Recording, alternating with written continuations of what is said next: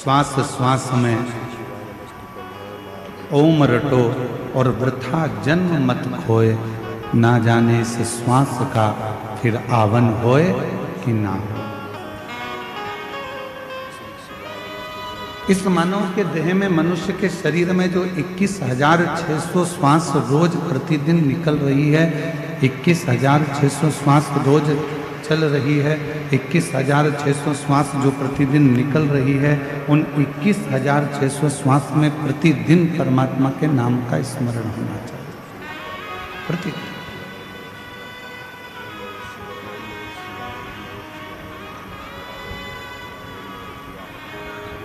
एक बार माँ पार्वती जी, जगत जननी अम्बा जगदम्बा, माँ जगत जननी दुर्गा भवानी कैलाश पर्वत से भ्रमण करती करती मृत्युलोक में काशी में पहुंच गई।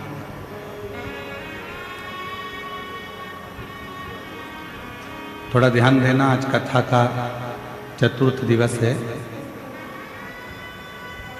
हम जानते हैं कि एलईडियां थोड़ी चल नहीं रही हैं, पर कार्यकर्ता लगे हैं, शीघ्र चालू कर देंगे। आप लोग बैठकर कथा का लाभ लीजिए, ये मौका बार बार नहीं मिलेगा।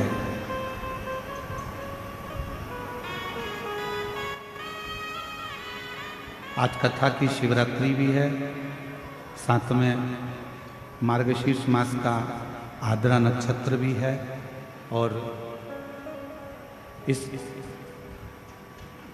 कबीर धाम में, कवर्धा नगर में ये पवित्र शिव महापुराण की कथा छत्तीसगढ़ में चल रही है। ये आपका सौभाग्य और हमारा सौभाग्य।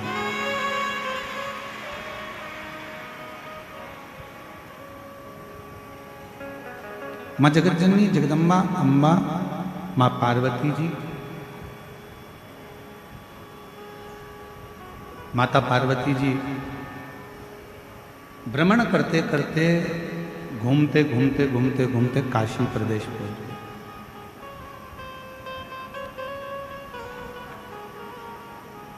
और पार्वती जी जब काशी प्रदेश पहुंची, काशी में पहुंची,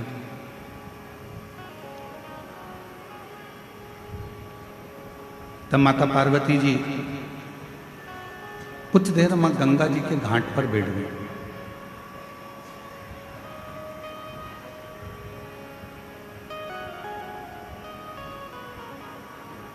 और मां गंगा जी के घाट पर काशी में जब पहुंचकर पार्वती जी बैठी,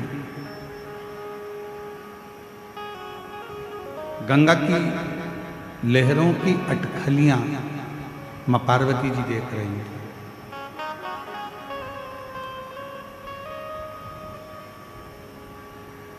कुछ देर वो गंगा की लहरें उछलती हैं, फिर कुछ देर में शांत हो जाती हैं, फिर कुछ देर में उछलती हैं, फिर शांत हो जाती हैं। माँ जगत जननी जगदम्बा उनको देख रही।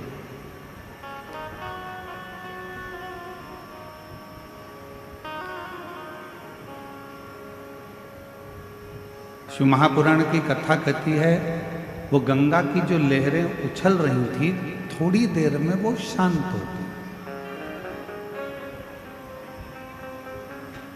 कहते हैं जिसने अपनी जिंदगी में बुरा वक्त देखा होता है, जो बहुत संघर्ष से जीवन को जिया हुआ होता है, बहुत बुरा वक्त उसने अपनी जिंदगी में देखा हुआ होता है, तो शिव पुराण कहती है जिसने अपनी जिंदगी में बुरा वक्त देखा होता है, संघर्ष का समय देखा होता है, वो जिंदगी में कभी किसी का बुरा नहीं करता है, कभी बुरा नहीं करता। जिसने बुरा वक्त देखा ही नहीं है, जिसने संघर्ष किया ही नहीं है, वो दूसरे का बुरा करने में लगा रहता है। क्यों?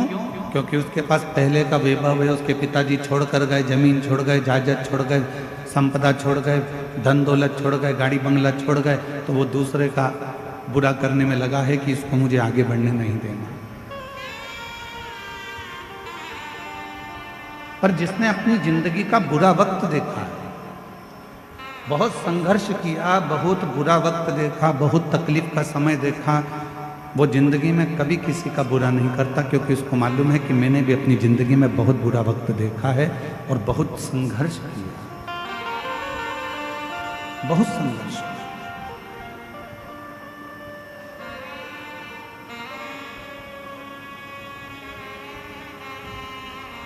एक प्रसंग याद आता है गुरु नानक देव जी का।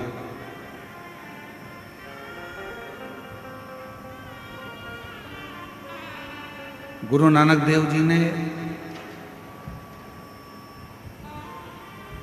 बाले के मन में बहुत सारे प्रश्नों को देखा।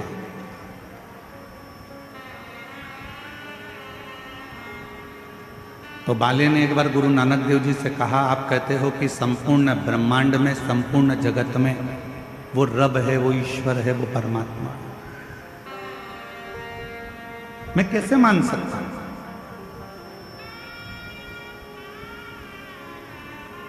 बाले ने कहा गुरु नानक देव जी से, मैं कैसे मानूं कि पूरे संसार में, पूरी जीव में, जल में, थल में, आकाश में, वायु में, चराचर में, सब में रब है, सब में ईश्वर है, सब में परमात्मा है, मैं कैसे मानूं?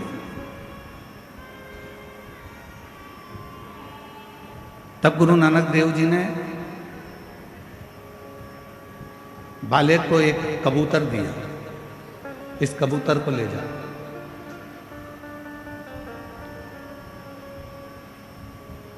तू कहता है कि सब जगह पर ईश्वर नहीं है, रब नहीं है, परमात्मा नहीं है, तो इस कबूतर के प्राण वहां छोड़ना जहां पर ईश्वर ना हो, परमात्मा ना हो।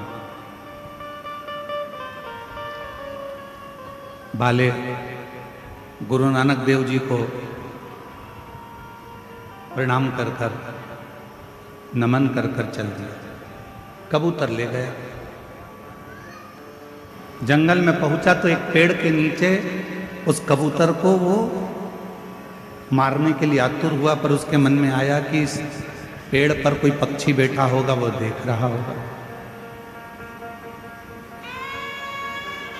खुले आसमान में वो कबूतर को मारने के लिए आतुर हुआ, तो उसके मन में आया कि वो आकाश में कोई पर होगा तो देख रहा होगा।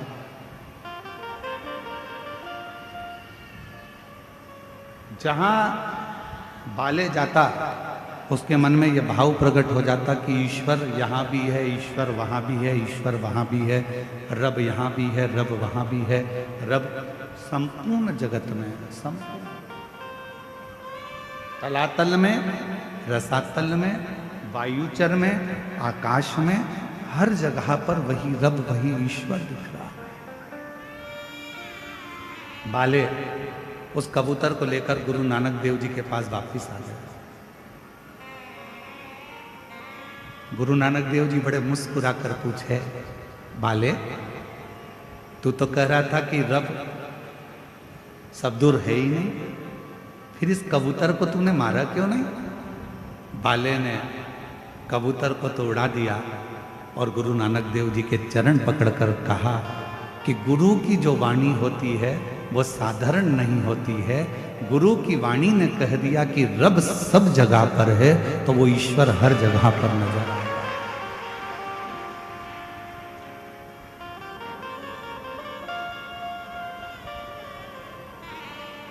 कंकर में शंकर है, जल में शंकर है, आकाश में शंकर है, वायु में शंकर है।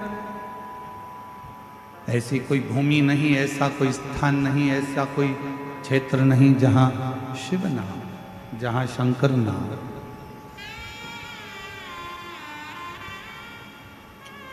जहां परमात्मा ना हो।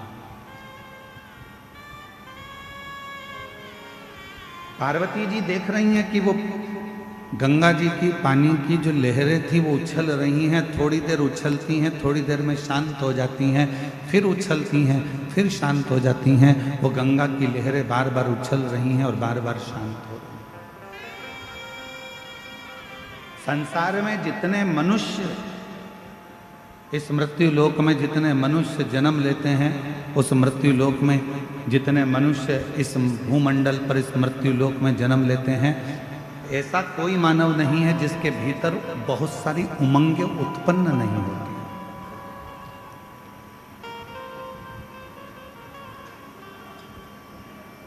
ऐसा कोई नहीं है जिसके भीतर बहुत सारी उमंगें उत्पन्न नहीं हो रही हो, बहुत सारी तरंगें उत्पन्न नहीं हो रही हो, बहुत सारी उमंगें उसके अंतर्गत नहीं आ रही, पर कुछ देर वो उमंग उछलती है फिर शांत होती है।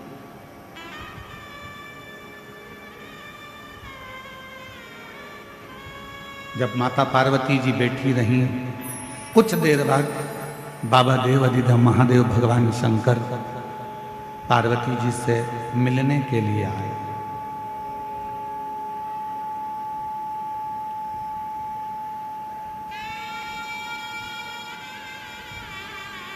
भगवान शिव पार्वती जी से मिलने के लिए शंकर भगवान भी बैठ गए गंगा जी के घाट पर। पार्वती जी ने शिव जी को नमन किया, पूछा इस संसार में जितने रिश्ते, जितने नाते, जितने कुटुंब, जितने कबीले, जितने मित्र, जितने दोस्त, जितना परिवार, ये सब मिलता है, क्या हमारे पूर्व के कर्म के अनुकूल मिलता है?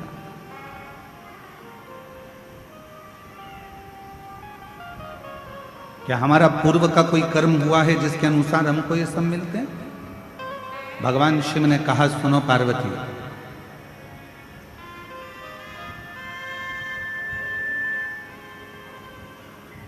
हमारे जीवन में जो भी मिलता है वो 3 कारण से मिलता है।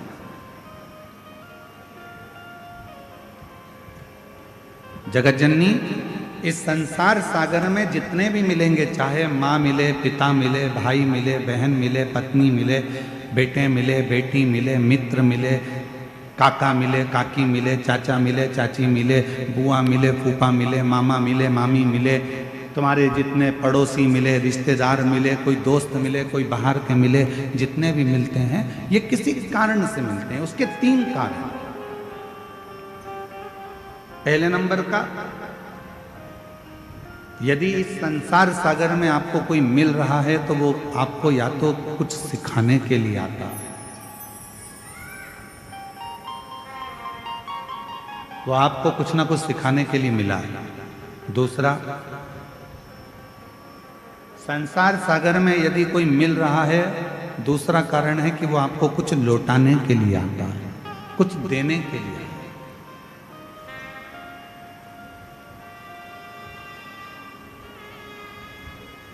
और तीसरा नंबर है, अगर इस संसार सागर में अगर कोई व्यक्ति मिलता है या फिर वो अपने कर्म के अनुसार हमारे पास जो है हमसे ले जाने के लिए आता है, सिखाने के लिए आया, लौटाने के लिए आया या फिर ले जाने के लिए आया।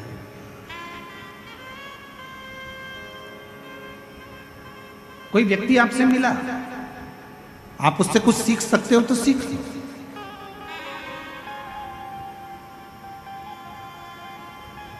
कोई मिला है आपकी जिंदगी में, आप उससे कुछ प्राप्त कर सकते हो तो कर लो।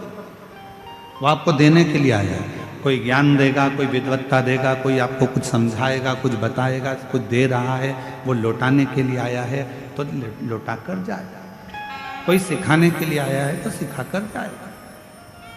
और संसार में कोई कोई व्यक्ति ऐसा मिल जाता है कि जो हमारा लेकर भी चला जाता है, चाहे हमारा धन ले जाए, चाहे हमारी प्रॉपर्टी ले जाए, चाहे हमारा गाड़ी ले जाए, बंगला ले जाए, सत्ता ले जाए, कुछ ना कुछ लेकर चले जाए। 3 कारण है।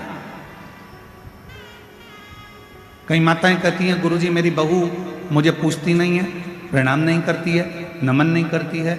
कोई कहती हैं कि मेरी सास मुझे आदर नहीं देती है, सम्मान नहीं देती है, सत्कार नहीं देती है। मेरा निवेदन है, आज के समय में, इस कलिकाल के समय में कोई घर ऐसा नहीं है जिसके घर में भगवान ने खाने के लिए अन्न नहीं दिया। भगवान ने सबको अन्न दिया, भगवान ने सबको बुद्धि दी, भगवान ने सबको हाथ पैर दिए, भगवान ने सबको सोचने के लिए विवेक दिया। परमात्मा ने किसी को भूखा नहीं सुलाया, भगवान ने सबकी व्यवस्था करी। पर कलिकाल में धन की मात्रा तो बढ़ती चली गई, संपदा बढ़ती चली गई, गाड़ी बंगले बढ़ते चले गए, प्रॉपर्टी बढ़ती चली गई, गोल्ड बढ़ता चले गया, तुम्हारा वैभव बढ़ता चले गया, पर कलिकाल में एक चीज घटती चली गई, वो आपस का प्रेम धीरे धीरे घटता चले गया, आपस का स्नेह धीरे धीरे घटता चले गया, हमारा और आपका जो प्रेम है वो धीरे धीरे घटता चले गया। पति पत्नी का प्रेम घटा,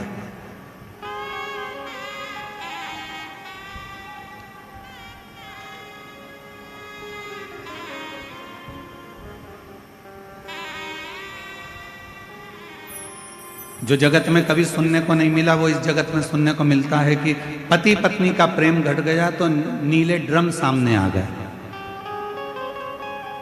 पति पत्नी का प्रेम घट गया तो मालूम पड़े दोनों पति पत्नी घूमने के लिए गए थे और एक का कत्ल हो जाता है। प्रेम घट गया।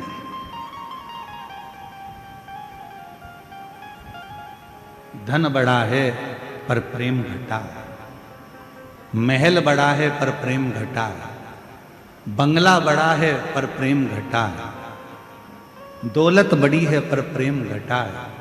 और शिव महापुराण की कथा कहती है, मेरे शंकर भगवान से सीखो कि शिव जी के पास ना तिजोरी थी, शंकर जी के पास ना कोई अलमारी थी, शिव जी के पास ना कोई स्वर्ग जैसा वैभव था।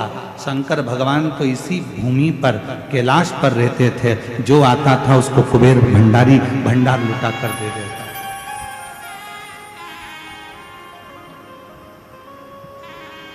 वो तो दे रहा, वो तो प्रदान कर रहा। बहुत शिव जी के पास में कुछ वो कहते हैं, दो बातें आती हैं।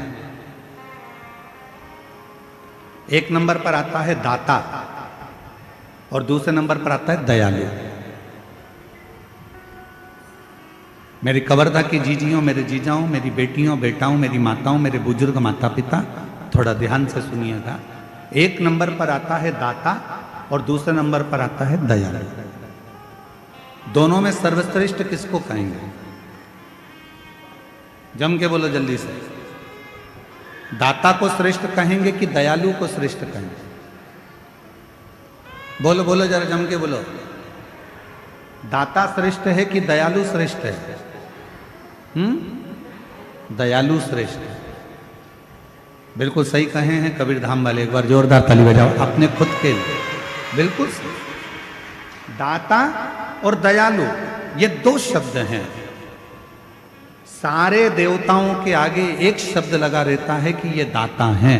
दाता का मतलब है देने वाला, दाता का मतलब है प्रदान करने वाला, दाता का मतलब है जो देता रहता हो, दाता का मतलब है जो तुम्हारी झोली भरता रहता हो, दाता का मतलब है जो तुम्हें देता रहता हो, दाता का मतलब है कि जो अपनी खजाने में से निकाल कर तुमको देता रहता हो, वो दाता कहलाता है। दाता किसको कहते हैं? जिसके पास में है, बहुत सारा है, संपदा भरी पड़ी है, बहुत अलमारी भरी पड़ी है और वो निकाल कर यदि किसी को कुछ दे रहा है, वो दाता है। अपने घर में रोटी भर कर डब्बा रखा हुआ है, टिफिन भरा हुआ रखा है, गाय सामने आ गई, आपने 2 रोटी निकाल कर गाय को दे दी, आप दाता हो। कोई मांगने आया, अपनी लाकर में से निकाल कर आपने 1 रुपया 2 रुपया दे दिया, आप दाता हो।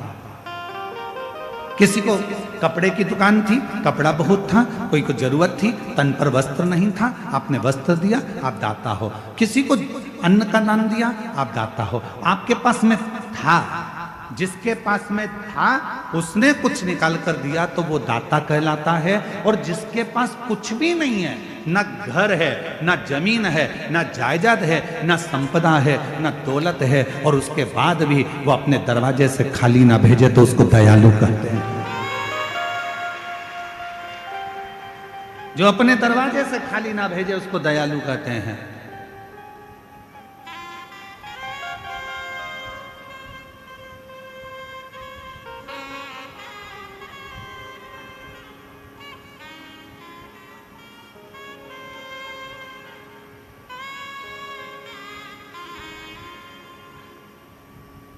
एक प्रसंग और बड़ा सुंदर आया है। हमने ये प्रसंग भिलाई में सुनाया था।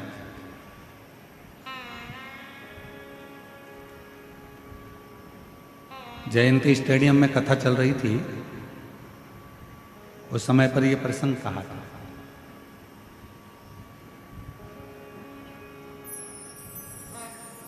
गुरु नानक देव जी और नामदेव जी दोनों पंजाब की यात्रा करते करते महाराष्ट्र की यात्रा पर पहुंचे।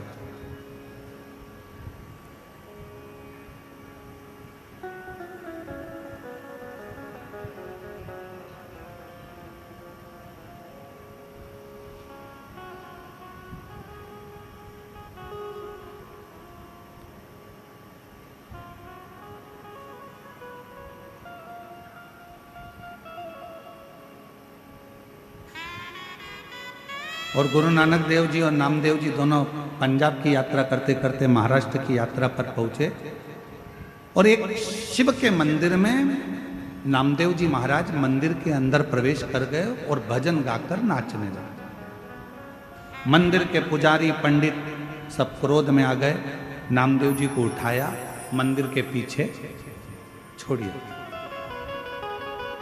हे महाराज, यहाँ नाचना वाचना नहीं है, यहाँ बैठ के भजन वजन नहीं करना, चलो उठो यहाँ से।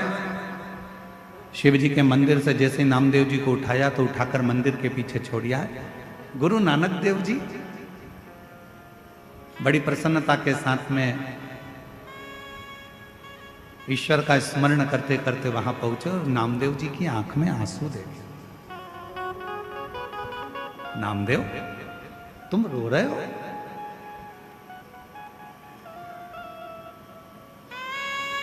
नामदेव, तुम रो रहे हो?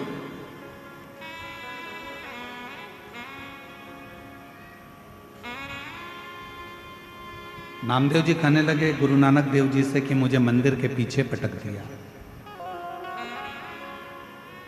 मंदिर से बाहर निकाल दिया। गुरु नानक देव जी ने जो शब्द कहा वो शब्द यहां शिव पुराण में आया है, जरा स्मरण करिएगा। गुरु नानक देव जी कहते हैं कि किसके मंदिर से निकाला गया तुझको मालूम है?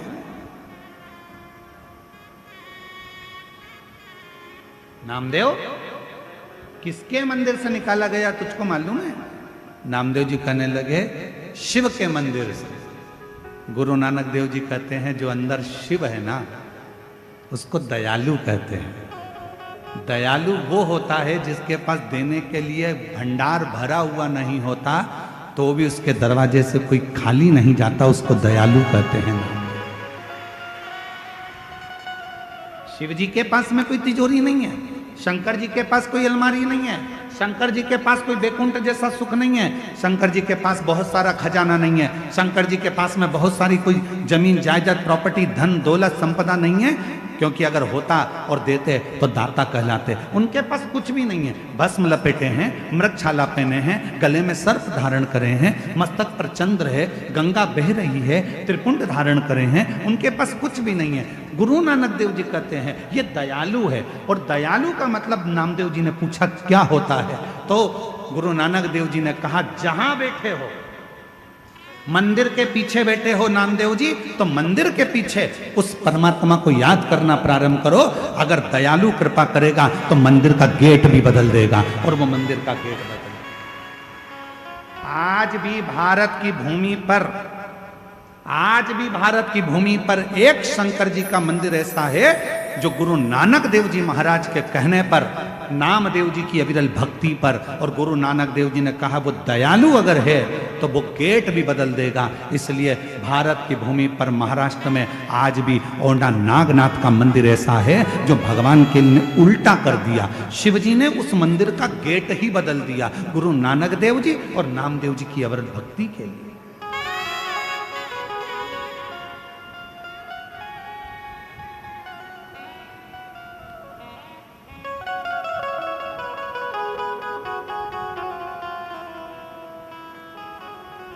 महाराष्ट्र में आज भी औंढा नागनाथ का मंदिर आप लोग कभी दर्शन करने के लिए, आप में से कोई गया है कभी? औंढा नागनाथ जी का दर्शन करने अगर महाराष्ट्र में जाएंगे तो दर्शन करेंगे कि मंदिर का गेट है सामने, पर मंदिर के अंदर के पूरे भाग को घुमा दिया भगवान शंकर ने। दयालु शब्द का संबोधन निभाया है मेरे से।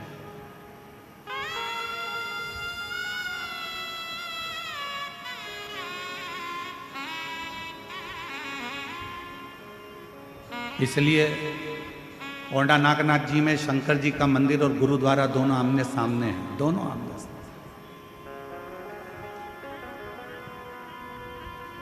भक्ति का बल प्रबल, क्यों ना शिव को दयालु कहा गया। किसी देवता के आगे दयालु शब्द का संबोधन लगा ही नहीं, केवल एक देवता के आगे लगाया गया है, वो देव अधिदेव महादेव के आगे लगाया गया है। क्योंकि शंकर जी के पास जो आता है कुछ नहीं है, फिर भी खाली नहीं भेजते हैं। लंका का राजा रावण आया, रावण ने कहा मुझे ये चाहिए, सोने की लंका ले जा। शिव जी के पास कौन सा सोना था, कुछ भी नहीं, फिर भी सोने की लंका दे देते हैं। शिव जी ने तुरंत सोने की लंका दे दी। उसने कहा प्रभु मुझे ये चाहिए, ले जा। भस्मासुर ने कहा मैं जिस पे हाथ रखूं वो भस्म ले जा। जिसने जो मांगा उसको दे दिया। गणेश जी ने कहा प्रथम गिनती, प्रथम गिनती। षडानंद कार्तिक ने कहा ये चाहिए, ले जा। राजा श्वेत ने देखा कि इसके प्राण जाने वाले, श्वेत को प्राण दे दिया। मार्कंडे बाबा को उम्र दे, ये सब शिव दे सकता, शंकर दे सकता।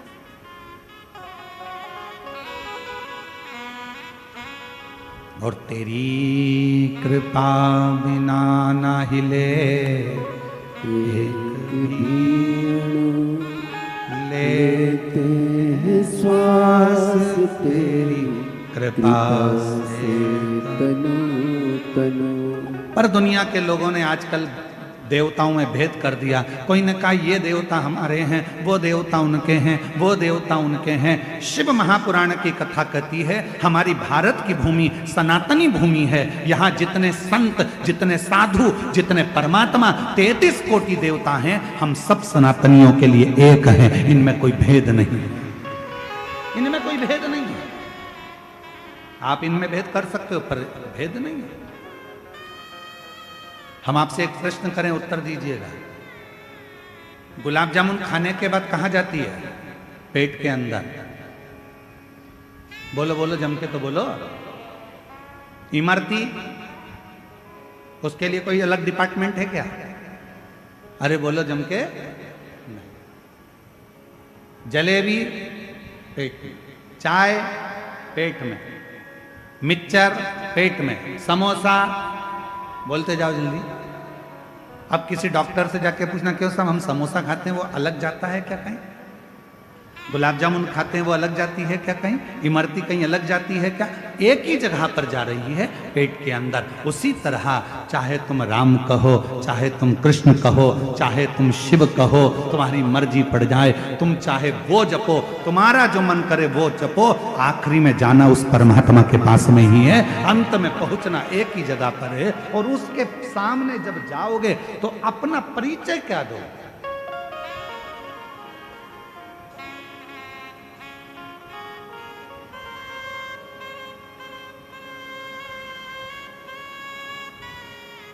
जाना वही है। तुझ में राम, मुझ में राम, सब में राम समाया है। जित देखो पुत्र राम की ही माया है। सब में राम समय। आप जहां देखोगे परमात्मा को ढूंढने का प्रयास करिए। शिव महापुराण की कथा कहती है, माँ गंगा के तट पर माता पार्वती जी शिव जी की साक्षी में कहती हैं कि 3 कारणों से संसार के लोग मिलते हैं। एक वो है जो सिखाने आता है, दूसरा वो है जो लौटाने आता है, और तीसरा वो है जो ले जाने आता है। हमें जो मिल रहा है वो 3 कारणों से मिल रहा है। कुछ देने आया है, कुछ लेने आया है, कुछ सिखाने आया है। तो आप उस व्यक्ति से ऐसे मिलो कि ये हमको कुछ सिखाएगा। बचकर रहना, कहीं कुछ ले जाएगा।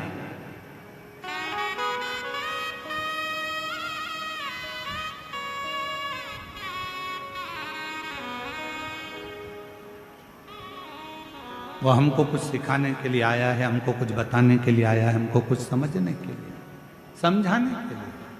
महाराज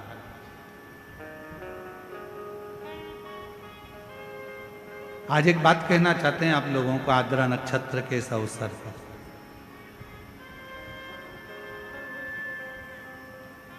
जो शंकर से प्यार करता है, जो शिव से प्यार करता है, जो शिव को चाहता है, फिर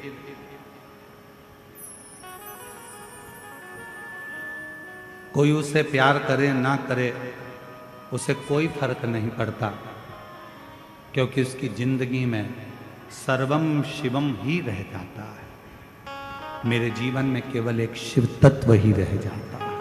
शिव सर्वम शिवम, इसके सिवा कुछ नहीं। शिव ही मेरा सब कुछ। और भटक लो, तुम्हें जहां जहां भटकना है संसार के लोग भटक लो।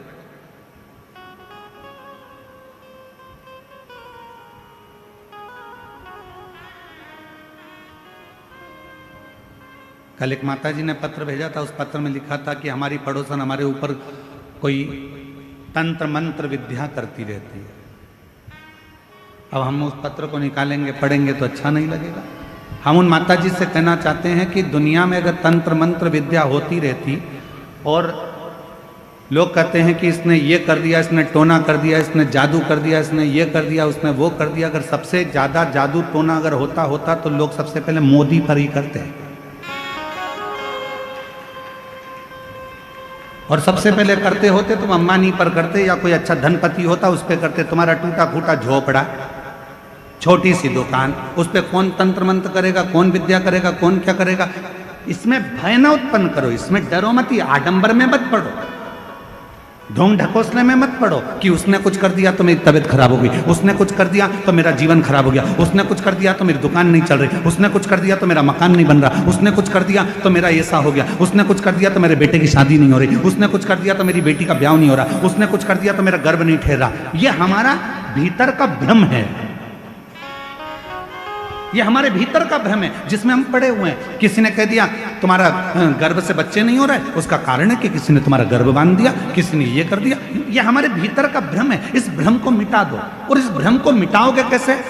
अगर कोई तुमसे कहे कि तुम्हारा ऊपर किसी ने विद्या कर दी, तुम्हारे ऊपर किसी ने टोना कर दिया, किसी ने तुम्हारे ऊपर विद्या कर दी, उससे कह देना मेरे ऊपर दुनिया की कोई विद्या नहीं हो सकती। क्यों? क्योंकि मैं उसको भजती हूं जो शमशान में रहता है, वो देव अधिदेव महादेव है, शंकर है, जो शमशान में निवास करता है, जो शमशान का वासी है, जो शंकर स्वयं शमशान में निवास करता है। मैं उस पर एक लोटा जल चढ़ाती हूँ, मैं शंकर भगवान को एक लोटा जल रोज चढ़ाती हूँ। और यदि मैं शिव पर एक लोटा जल चढ़ाती हूँ तो वो शमशान में रहने वाले पर कभी भी तंत्र मंत्र कोई प्रयोग नहीं हो सकता।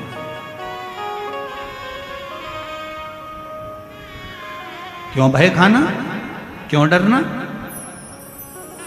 एक पत्र अच्छा है, देखिए।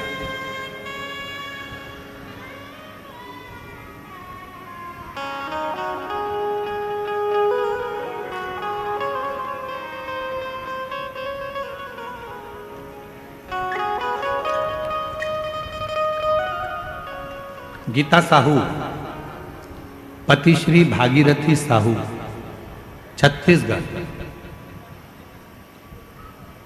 पुलिस कवर्धा जिला कबीरधाम, छत्तीसगढ़ की रहने वाली। कहीं बैठे हो तो हाथ हिलाइएगा। आप ही हैं? श्री शिवाय नमस्ते। आ जाइए, एक बेलपत्र ले जाइए, आ जाओ। मैं गणेश तिवारी जी को और उनके पूरे परिवार को बहुत बहुत बधाई देती हूँ, शुभकामना देती हूँ, जिन्होंने ये कथा कराकर हम सभी शिव भक्तों को श्रवण करने का सौभाग्य प्रदान करा। मेरे परिवार में 2 लड़की, पूजा साहू, मीनाक्षी साहू एवं एक लड़का गजेंद्र साहू है। छत्तीसगढ़ में जहाँ भी शिव महापुराण होता है सभी जगह पंडाल में बैठकर कथा सुनती हूँ। उसका कारण ये है कि मुझे जितने भी लोग कहते थे कि तुम्हारे घर विद्या कर दी, तुम्हारे घर टोना कर दी, आइए आ जाइए, आ जाओ बेलपत्र ले, टोना कर दिया, तुम्हारे बच्चे कभी सरकारी नौकरी नहीं कर सकेंगे, तुम्हारा बच्चा कभी लाइन से नहीं लग पाएगा, तुम्हारी बेटी कभी सक्सेस नहीं हो पाएगी, किसी ने कुछ कर दिया।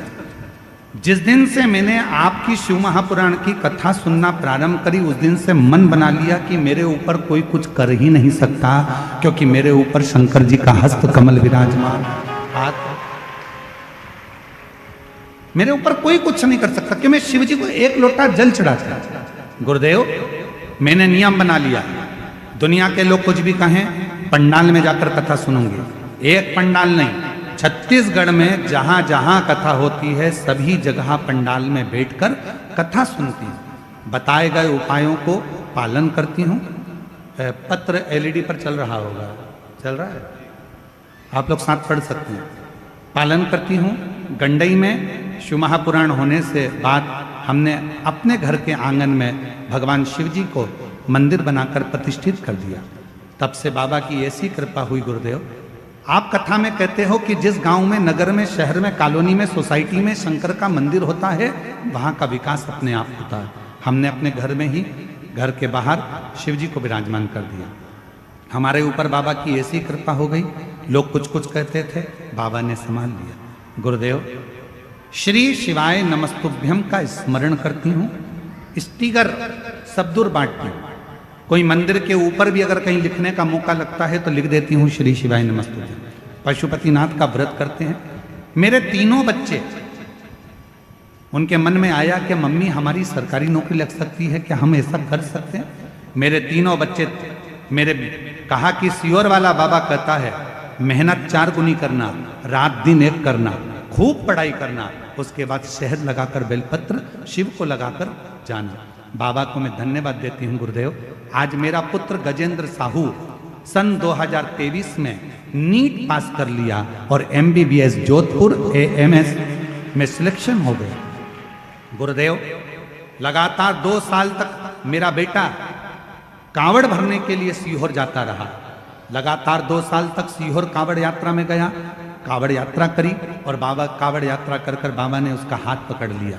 गुरुदेव, 1 महीना बाद मेरी लड़की पूजा साहू, उसने भी कहा माँ मैं भी शिव जी की आराधना करूंगी, और वो भी शंकर की आराधना में लग गई। और बाबा की ऐसी कृपा हुई कि मेरी बेटी पूजा साहू का पुलिस विभाग में सिलेक्शन हो गया।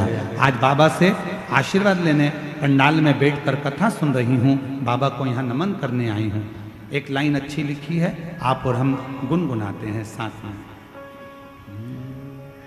खाली ना जाता कोई दर से तुम्हारे, खाली ना जाता कोई दर से तुम्हारे, मैं भी खड़ी हूँ नन्ही बाएं पसार अपने हृदय।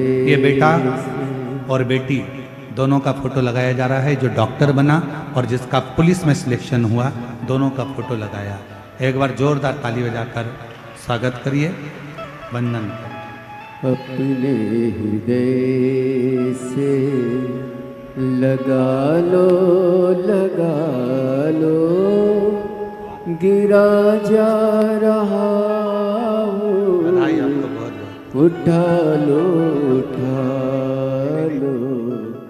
भोले अपने दर से। जोरदार ताली बजाओ। बेटी का पुलिस में और बेटे का डॉक्टरी में MBBS कर रहा है। एक बहुत बहुत बधाई। भोले अपने दर से अब तो न टालो, गिरा जा रहा उठा लो,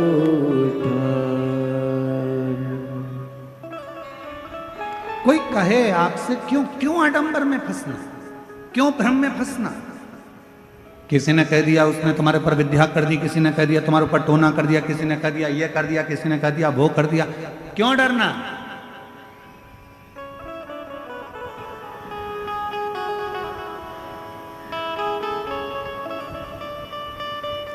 और जिसके सिर ऊपर तेरा हाथ प्रभु, सो दुख काहे का होवे प्रभु, सो दुख काहे का होवे प्रभु। जिसके सिर ऊपर तेरा हाथ प्रभु, सो काहे का होवे प्रभु, सो दुख काहे का। कल एक भजन में लाइन गाई थी, मेरा बाबा भोलेनाथ जिसके सिर पे रख दे न्यारे के न्यारे नंदी पे बैठ कर। आप लोग बोलो जरा एक बार अच्छे से, मेरा बाबा।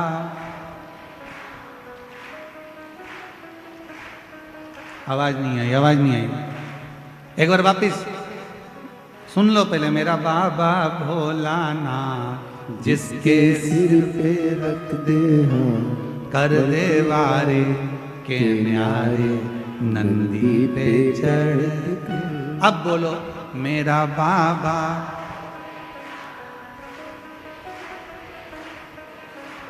कर दे वारे के न्यारे नंदी पे चढ़ के।